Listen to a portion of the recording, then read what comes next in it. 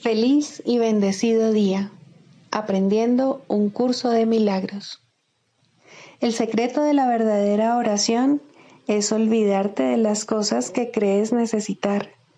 Pedir algo específico es igual que ver el pecado primero y luego perdonarlo. Del mismo modo, al orar pasas por alto tus necesidades específicas, tal como las ves, y las dejas en manos de Dios. Ahí se convierten en los regalos que le haces, pues le dicen que no antepondrás otros dioses a Él, ni que quieres otro amor que el suyo.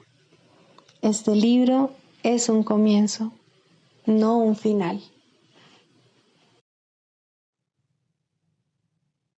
Del prefacio, que postula, párrafo 5. El mundo que vemos refleja simplemente nuestro marco de referencia interno, las ideas predominantes, los deseos y las emociones que albergan nuestras mentes. La proyección da lugar a la percepción. Primero miramos en nuestro interior y decidimos qué clase de mundo queremos ver. Luego proyectamos ese mundo afuera y hacemos que sea real para nosotros tal como lo vemos. Hacemos que sea real mediante las interpretaciones que hacemos de lo que estamos viendo. Si nos valemos de la percepción para justificar nuestros propios errores, nuestra ira, nuestros impulsos agresivos, nuestra falta de amor en cualquier forma que se manifieste, veremos un mundo lleno de maldad, destrucción, malicia, envidia y desesperación.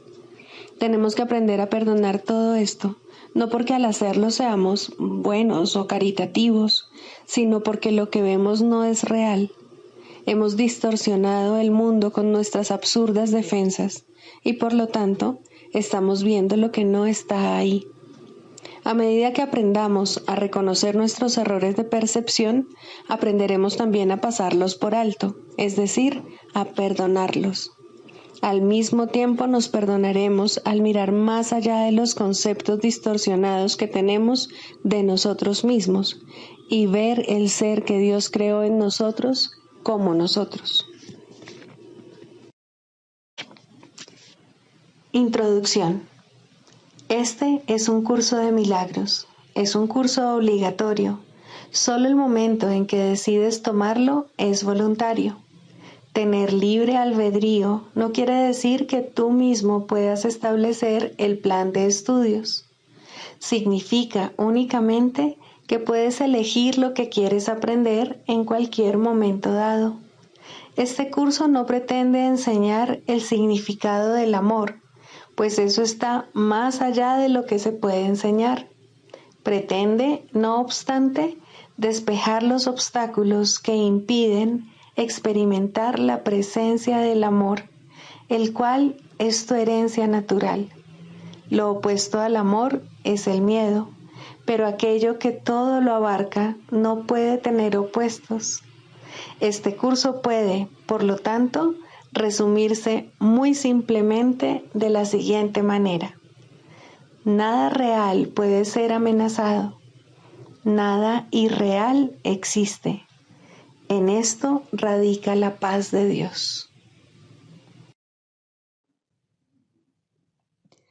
Capítulo 1. El significado de los milagros. Primero, principios de los milagros. Principio 6. Los milagros son naturales. Cuando no ocurren, es que algo anda mal. Capítulo 25. La justicia de Dios. Quinto, el estado de impecabilidad. El estado de impecabilidad es simplemente esto. Todo deseo de atacar ha desaparecido, de modo que no hay razón para percibir al Hijo de Dios de ninguna otra forma excepto como es. La necesidad de que haya culpabilidad ha desaparecido porque ya no tiene propósito y sin el objetivo de pecado no tiene sentido. El ataque y el pecado son una misma ilusión, pues cada uno es la causa, el objetivo y la justificación del otro. Por su cuenta, ninguno de los dos tiene sentido, si bien parece derivar sentido del otro. Cada uno depende del otro para conferirle el significado que parece tener, y nadie podría creer en uno de ellos a menos que el otro fuese verdad, pues cada uno de ellos da fe de que el otro tiene que ser cierto. El ataque convierte a Cristo en tu enemigo y a Dios junto con él. Como no ibas a estar atemorizado con semejantes enemigos, y cómo no ibas a tener miedo de ti mismo, pues te has hecho daño y has hecho de tu ser tu enemigo.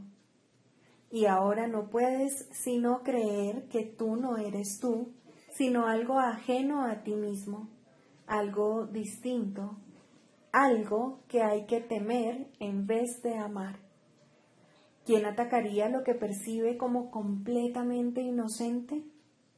¿Y quién que desease atacar podría dejar de sentirse culpable por abrigar ese deseo, aunque anhelase la inocencia?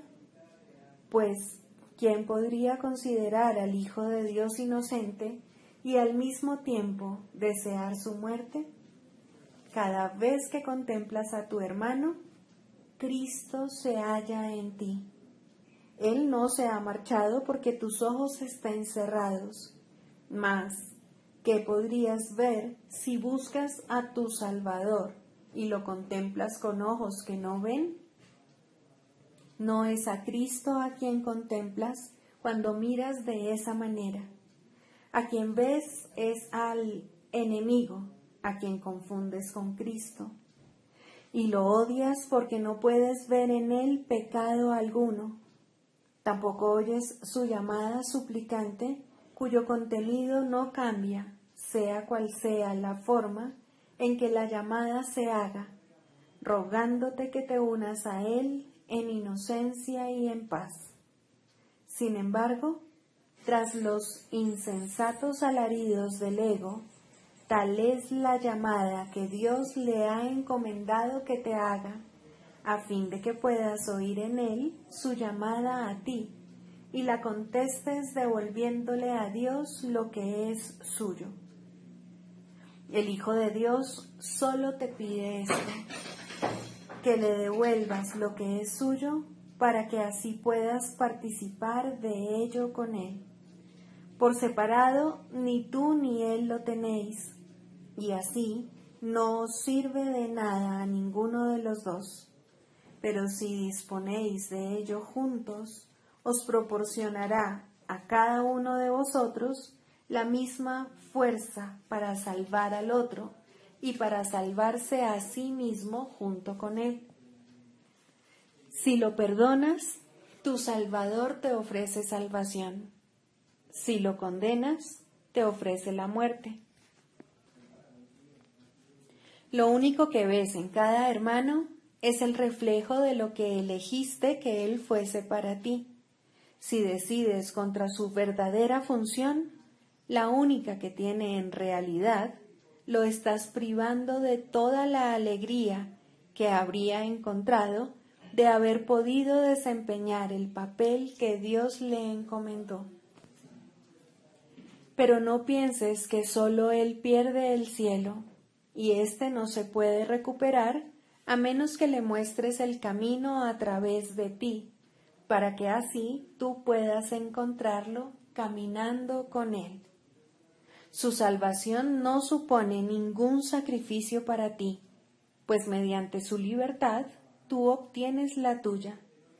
Permitir que su función se realice es lo que permite que se realice la tuya, y así caminas en dirección al cielo o al infierno, pero no solo. Cuán bella será su impecabilidad cuando la percibas, y cuán grande tu alegría cuando Él sea libre para ofrecerte el don de la visión que Dios le dio para ti. Él no tiene otra necesidad que esta, que le permitas completar la tarea que Dios le encomendó. Recuerda únicamente esto, que lo que Él hace, tú lo haces junto con Él, y tal como lo consideres, así definirás su función con respecto a ti, hasta que lo veas de otra manera y dejes que Él sea para ti lo que Dios dispuso que fuese. Frente al odio que el Hijo de Dios pueda tener contra sí mismo, se encuentra la creencia de que Dios es impotente para salvar lo que Él creó del dolor del infierno. Pero en el amor que Él se muestra a sí mismo, Dios es liberado para que se haga su voluntad. Ves en tu hermano la imagen de lo que crees es la voluntad de Dios para ti. Al perdonar, entenderás cuánto te ama Dios. Pero si atacas, creerás que te odia, al pensar que el cielo es el infierno. Mira a tu hermano otra vez, pero con el entendimiento de que Él es el camino al cielo o al infierno, según lo percibas. Y no te olvides de esto: el papel que le adjudiques se te adjudicará a ti, y por el camino que le señales caminarás tú también, porque ese es tu juicio acerca de ti mismo.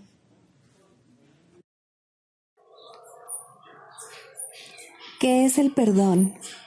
El perdón reconoce que lo que pensaste que tu hermano te había hecho, en realidad nunca ocurrió. El perdón no perdona pecados otorgándoles así realidad. Simplemente ve que no hubo pecado, y desde este punto de vista, todos tus pecados quedan perdonados. ¿Qué es el pecado sino una idea falsa acerca del Hijo de Dios? El perdón ve simplemente la falsedad de dicha idea y, por lo tanto, la descarta. Lo que entonces queda libre para ocupar su lugar es la voluntad de Dios. Un pensamiento que no perdona es aquel que emite un juicio que no pone en duda a pesar de que es falso. La mente se ha cerrado y no puede liberarse. Dicho pensamiento protege la proyección, apretando aún más sus cadenas, de manera que las distorsiones resulten más sutiles y turbias, menos susceptibles de ser puestas en duda y más alejadas de la razón. ¿Qué puede interponerse entre una proyección fija y el objetivo que ésta ha elegido como su deseada meta? Un pensamiento que no perdona hace muchas cosas. Persigue su objetivo frenéticamente, retorciendo y volcando todo aquello que cree que se interpone en su camino. Su propósito es distorsionar, lo cual es también el medio por el que procura alcanzar ese propósito. Se dedica con furia a arrasar la realidad, sin ningún miramiento por nada que parezca contradecir su punto de vista. El perdón, en cambio, es tranquilo y sosegado, y no hace nada. No ofende ningún aspecto de la realidad, ni busca tergiversarla para que adquiera apariencias que a él le gusten. Simplemente observa, espera y no juzga. El que no perdona se ve obligado a juzgar, pues tiene que justificar el no haber perdonado. Pero aquel que ha de perdonarse a sí mismo debe aprender a darle la bienvenida a la verdad exactamente como ésta es.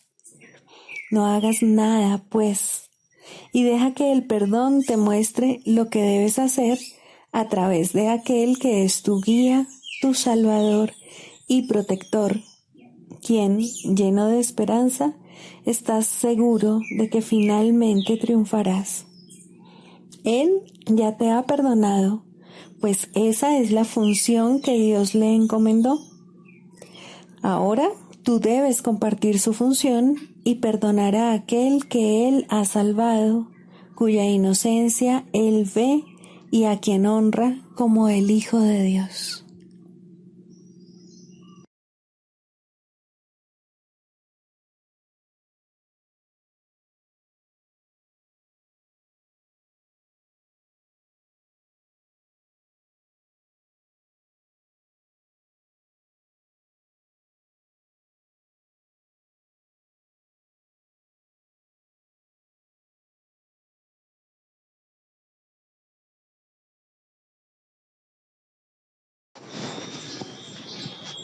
Libro de ejercicios, lección 223. Dios es mi vida. No tengo otra vida que la suya. Estaba equivocado cuando pensaba que vivía separado de Dios, que era una entidad aparte que se movía por su cuenta, desvinculada y encasillada en un cuerpo.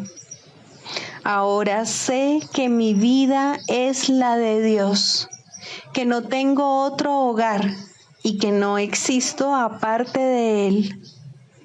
Él no tiene pensamientos que no sean parte de mí, y yo no tengo ningún pensamiento que no sea de Él. Padre nuestro, permítenos contemplar la faz de Cristo en lugar de nuestros errores, pues nosotros, que somos tu Santo Hijo, somos incapaces de pecar. Queremos contemplar nuestra inocencia, pues la culpabilidad proclama que no somos tu Hijo y no queremos seguir relegándote al olvido, pues nos sentimos solos aquí y anhelamos estar en el cielo, que es nuestro hogar. Queremos regresar hoy. Nuestro nombre es el tuyo y reconocemos que somos tu Hijo.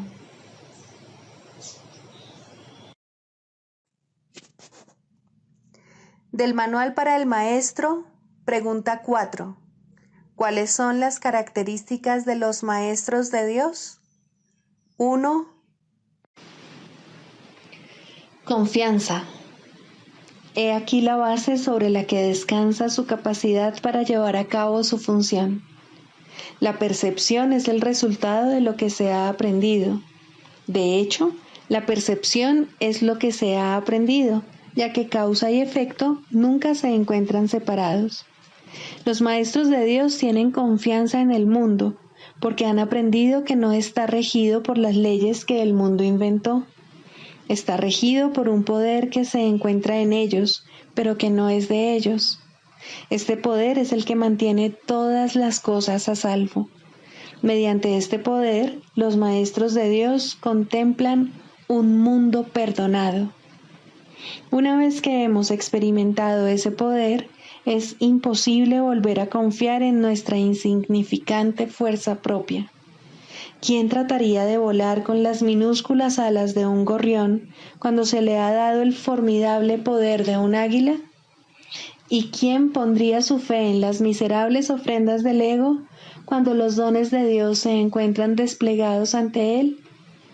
¿Qué induce a los maestros de Dios a efectuar este cambio? A. Desarrollo de la confianza.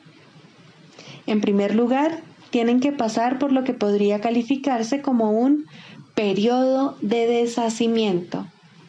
Ello no tiene por qué ser doloroso, aunque normalmente lo es. Durante este periodo parece como si nos estuviesen quitando las cosas, y raramente se comprende, en un principio, que estamos simplemente reconociendo su falta de valor. ¿De qué otro modo se iba a poder percibir lo que no tiene valor, a no ser que el perceptor estuviese en una posición desde la que no puede sino ver las cosas de otra manera? Aún no ha llegado al punto en el que puede efectuar el cambio interno totalmente. Por ello, el plan a veces requiere que se efectúen cambios en lo que parecen ser las circunstancias externas. Estos cambios son siempre beneficiosos. Una vez que el maestro de Dios ha aprendido esto, pasa a la segunda fase. Ahora el maestro de Dios tiene que pasar por un periodo de selección. Este periodo es siempre bastante difícil, pues al haber aprendido que los cambios que se producen en su vida son siempre beneficiosos, tiene entonces que tomar todas sus decisiones sobre la base de si contribuyen a que el beneficio sea mayor o menor. Descubrirá que muchas cosas, si no la mayoría de las que antes valoraba, tan solo obstruyen su capacidad para transferir lo que ha aprendido a las nuevas situaciones que se le presentan. Puesto que ha valorado lo que en verdad no vale nada, no generalizará la lección por temor a lo que cree que puede perder o deba sacrificar. Se necesita haber aprendido mucho para poder llegar a entender que todas las cosas, acontecimientos, encuentros y circunstancias son provechosos. Solo en la medida en que son provechosos, deberá concedérseles algún grado de realidad en este mundo de ilusiones. La palabra valor no puede aplicarse a nada más. La tercera fase por la que el Maestro de Dios tiene que pasar podría llamarse periodo de renuncia. Si se interpreta esto como una renuncia a lo que es deseable, se generará un enorme conflicto. Son pocos los maestros de Dios que se escapan completamente de esta zozobra. No tiene ningún sentido, no obstante, separar lo que tiene valor de lo que no lo tiene, a menos que se dé el paso que sigue naturalmente. Por lo tanto, el periodo de transición tiene que ser un periodo en el que el Maestro de Dios se siente obligado a sacrificar sus propios intereses en aras de la verdad. Todavía no se ha dado cuenta de cuán absolutamente imposible sería una exigencia así. Esto solo lo puede aprender a medida que renuncia realmente a lo que no tiene valor. Mediante esa renuncia, aprende que donde esperaba aflicción, encuentra en su lugar una feliz despreocupación.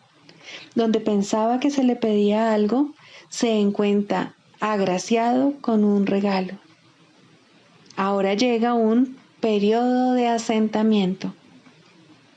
Es este un periodo de reposo en el que el Maestro de Dios descansa razonablemente en paz por un tiempo. Ahora consolida su aprendizaje. Ahora comienza a ver el valor de transferir lo que ha aprendido de unas situaciones a otras. El potencial de lo que ha aprendido es literalmente asombroso, y el Maestro de Dios ha llegado a un punto en su progreso desde el que puede ver que en dicho aprendizaje radica su escape.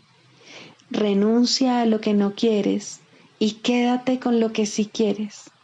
Qué simple es lo obvio y qué fácil. El Maestro de Dios necesita este periodo de respiro. Todavía no ha llegado tan lejos como cree, mas cuando está listo para seguir adelante, marcharán a su lado compañeros poderosos. Ahora descansa por un rato y los convoca antes de proseguir. A partir de ahí, ya no seguirá adelante solo. La siguiente fase es ciertamente un periodo de inestabilidad. El Maestro de Dios debe entender ahora que en realidad no sabía distinguir entre lo que tiene valor y lo que no lo tiene. Lo único que ha aprendido hasta ahora es que no desea lo que no tiene valor y que sí desea lo que tiene. Su propio proceso de selección, no obstante, no le sirvió para enseñarle la diferencia. La idea de sacrificio, tan fundamental en su sistema de pensamiento, imposibilitó el que pudiese discernir. Pensó que había aprendido a estar dispuesto, pero ahora se da cuenta de que no sabe para qué sirve estar dispuesto. Ahora tiene que alcanzar un estado que puede permanecer fuera de su alcance por mucho, mucho tiempo. Tiene que aprender a dejar de lado todo juicio y a preguntarse en toda circunstancia qué es lo que realmente quiere. De no ser porque cada uno de los pasos en esta dirección está tan fuertemente reforzado, cuán difícil sería darlos. Finalmente, llega un periodo de logros. Ahora es cuando se consolida su aprendizaje. Lo que antes se consideraba simples sombras se han convertido ahora en ganancias substanciales con las que puede contar en cualquier emergencia, así como también en los periodos de calma.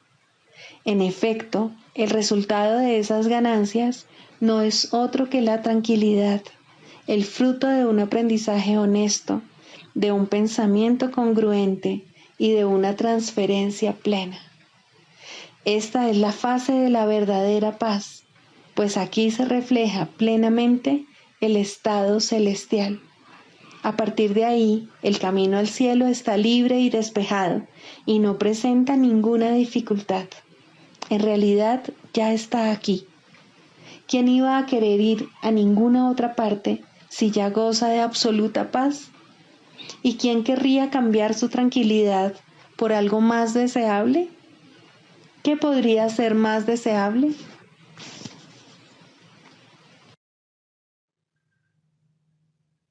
Manual para el maestro, pregunta 11. ¿Es posible la paz en este mundo? Esta es una pregunta que todo el mundo debe hacerse. Es verdad que la paz no parece ser posible aquí. Sin embargo, la palabra de Dios promete otras cosas que, al igual que esta, parecen imposibles. Su palabra ha prometido paz, ha prometido también que la muerte no existe, que la resurrección tendrá lugar y que el renacimiento es la herencia del hombre.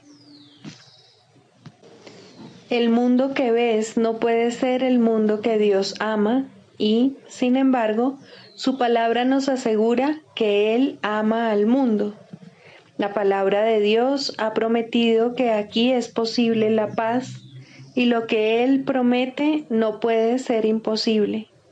Mas es cierto que hay que contemplar el mundo de otra manera si es que se han de aceptar sus promesas. Lo que el mundo es ya ha sido determinado. Tú no puedes elegir lo que debe ser, pero sí puedes elegir cómo lo quieres ver. De hecho, eso tienes que elegirlo. Volvemos nuevamente al tema de los juicios. Esta vez, pregúntate qué es más probable que sea verdad, tus juicios o la palabra de Dios. Pues ambos afirman cosas diferentes acerca del mundo y tan opuestas que no tiene objeto tratar de reconciliarlas. Dios ofrece salvación al mundo. Tus juicios quieren condenarlo. Dios afirma que la muerte no existe. Tu juicio ve a la muerte como el final inevitable de la vida. La palabra de Dios te asegura que Él ama al mundo. Tus juicios afirman que el mundo no es digno de ser amado. ¿Quién tiene razón? Pues uno de los dos tiene que estar equivocado. No puede ser de otra manera. El texto explica que el Espíritu Santo es la respuesta a todos los problemas a los que tú has dado lugar. Estos problemas no son reales, pero eso no significa nada para los que creen en ellos. Y todo el mundo cree en lo que ha hecho, pues lo hizo creyendo en ello.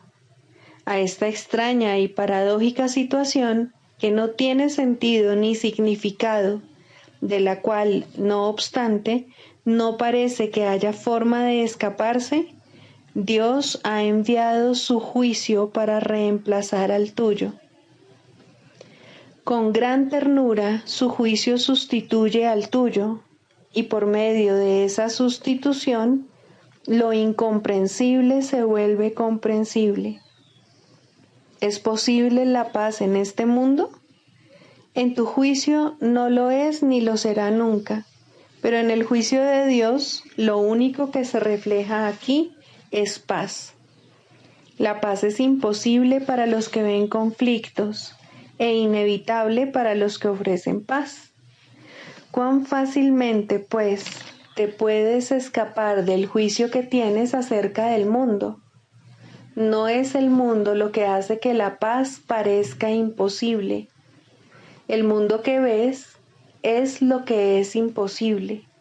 No obstante, el juicio de Dios acerca de este mundo distorsionado lo ha redimido y preparado para que le dé la bienvenida a la paz. Y la paz desciende sobre él en jubilosa respuesta. Ahora la paz puede estar aquí, ya que ha entrado un pensamiento de Dios. ¿Qué otra cosa sino un pensamiento de Dios podría trocar el infierno en cielo solo por ser lo que es? La tierra se postra ante su presencia, que llena de gracia se inclina en respuesta para elevarla de nuevo. Ahora la pregunta es diferente.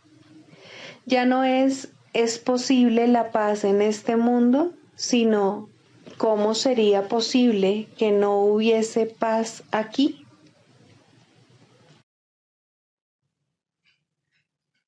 Clarificación de términos. Mente, espíritu. El término mente se utiliza para representar el principio activo del espíritu, el cual le suministra a éste su energía creativa.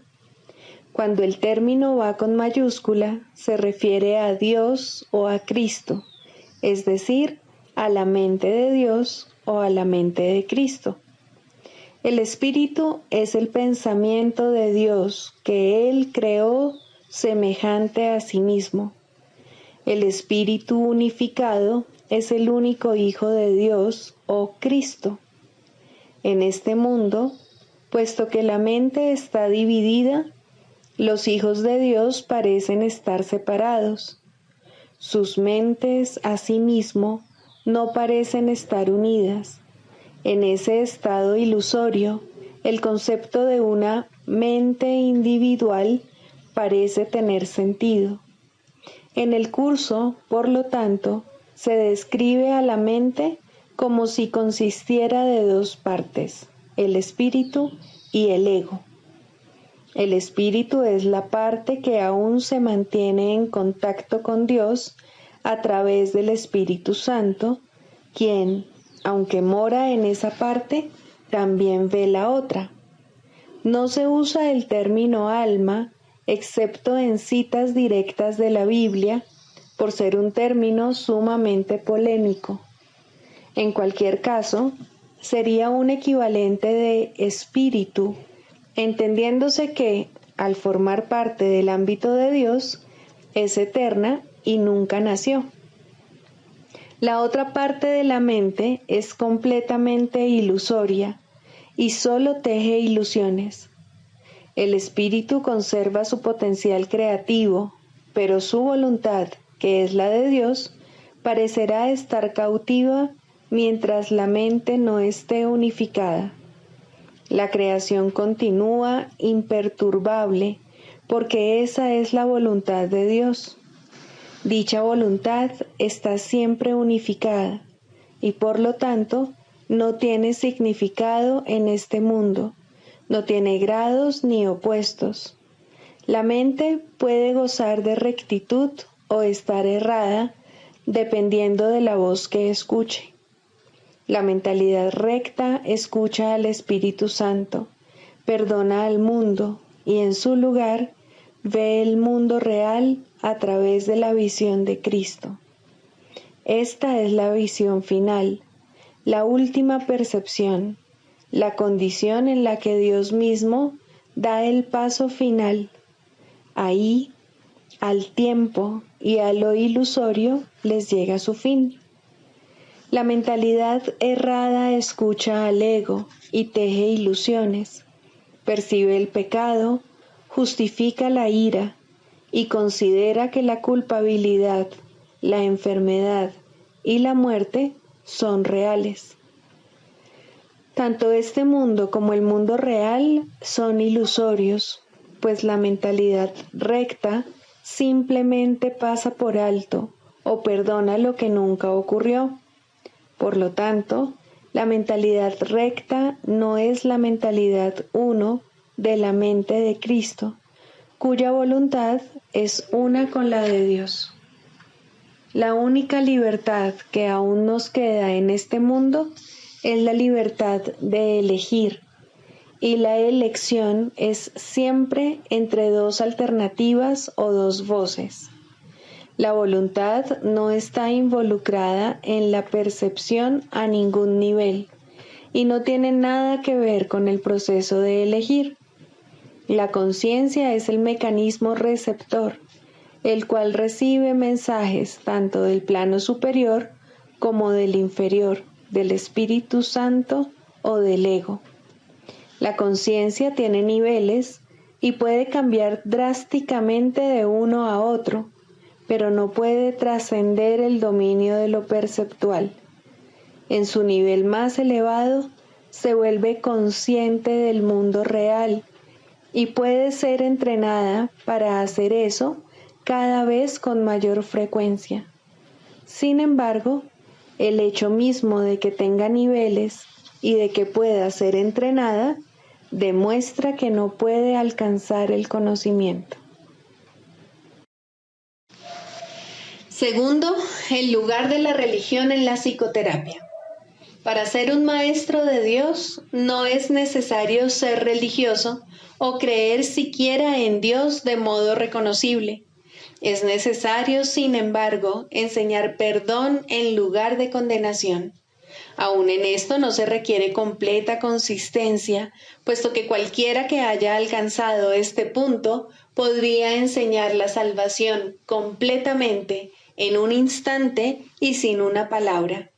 No obstante, quien ha aprendido todas las cosas no necesita maestro, y los que han sanado no tienen necesidad de terapeuta. Las relaciones son aún el templo del Espíritu Santo y se perfeccionarán en el tiempo y se restituirán a la eternidad. La religión formal no ocupa ningún lugar en la psicoterapia, así como tampoco ocupa un lugar verdadero en la religión. En este mundo hay una asombrosa tendencia a unir palabras contradictorias en un solo término, sin percibir la contradicción en absoluto. El intento de formalizar la religión es un intento tan evidente del ego de reconciliar lo irreconciliable que prácticamente no necesita explicarse aquí. La religión es experiencia. La psicoterapia es experiencia. En sus más altos niveles se vuelven una. Ninguna es verdad en sí misma, pero ambas pueden conducir a la verdad. ¿Qué puede ser necesario para encontrar la verdad, la cual permanece perfectamente obvia, sino la eliminación de los aparentes obstáculos a la verdadera conciencia? Nadie que aprenda a perdonar puede dejar de recordar a Dios. El perdón, pues, es todo lo que necesita enseñarse, pues es todo lo que necesita aprenderse. Todos los obstáculos al recuerdo de Dios son formas de falta de perdón y nada más. Esto nunca está claro para el paciente y es muy raro que lo esté para el terapeuta. El mundo ha enfilado todas sus fuerzas contra esta conciencia específica, pues en ella radica el fin del mundo y todo lo que representa. Sin embargo, la conciencia de Dios no constituye una meta razonable para la psicoterapia. Esta llegará cuando se complete la psicoterapia, puesto que donde hay perdón, la verdad tiene que llegar. Sería injusto, en verdad, si la creencia en Dios fuera necesaria para el éxito terapéutico. La creencia en Dios tampoco es un concepto significativo, puesto que a Dios solo puede conocérsele. La creencia implica que la no creencia es posible, pero el conocimiento de Dios no tiene opuesto verdadero. No conocer a Dios es no tener ningún conocimiento, y es a esto a lo que conduce toda falta de perdón. Y sin el conocimiento, uno solo puede tener creencia. Diferentes ayudas de aprendizaje resultan atractivas para gente diferente. Algunas formas de religión no tienen nada que ver con Dios y algunas formas de psicoterapia no tienen nada que ver con la sanación. Pero si el alumno y el maestro se unen para compartir una meta, Dios entrará en su relación porque Él ha sido invitado a entrar. De la misma manera, una unión de propósito entre el paciente y el terapeuta restituye al predominio el lugar de Dios, primero a través de la visión de Cristo y luego a través de la memoria de Dios mismo. El proceso de la psicoterapia es el regreso a la cordura. Profesor y alumno, terapeuta y paciente, están todos locos o de lo contrario no estarían aquí. Juntos pueden encontrar un camino de salida, puesto que nadie encontrará la cordura solo. Si la sanación es una invitación a que Dios entre en su reino, ¿qué importa la manera como está escrita la invitación? ¿Importa el papel, la tinta o el bolígrafo? ¿O es el que escribe el que extiende la invitación? Dios llega a todos los que quieren restituir su mundo, pues han encontrado la manera de llamarlo. Si dos se unen, Él tiene que estar ahí. Cual sea su propósito, no importa, pero tienen que compartirlo completamente para que tengan éxito. Es imposible compartir una meta sin la bendición de Cristo, pues lo que no se ve a través de sus ojos está demasiado fragmentado para que tenga sentido. De la misma manera que la verdadera religión sana, la verdadera psicoterapia debe ser religiosa, pero ambas tienen muchas formas, pues ningún buen maestro utiliza la misma aproximación con todos los alumnos. Por el contrario, escucha pacientemente a cada uno y lo deja formular su propio currículo, no la meta de éste, sino la manera como puede alcanzar mejor la meta que se propone. Tal vez el maestro no piensa en Dios como parte de la enseñanza. Tal vez el psicoterapeuta no entiende que la sanación procede de Dios. Pueden tener éxito allí donde fallan muchos que creen que han encontrado a Dios. ¿Qué tiene que hacer el maestro para asegurar el aprendizaje? ¿Qué tiene que hacer el terapeuta para conseguir la sanación? Solo una cosa, el mismo requisito que la salvación pide de todos. Cada uno debe compartir una meta con alguien más y al hacerla, perder todo sentido de intereses separados. Solo cuando se hace esto es posible trascender los estrechos límites que el ego quiere imponerle al yo. Solo al hacer esto, maestro y alumno, terapeuta y paciente, tú y yo podemos aceptar la expiación y aprender a darla tal como se recibió. La comunión es imposible si se está solo.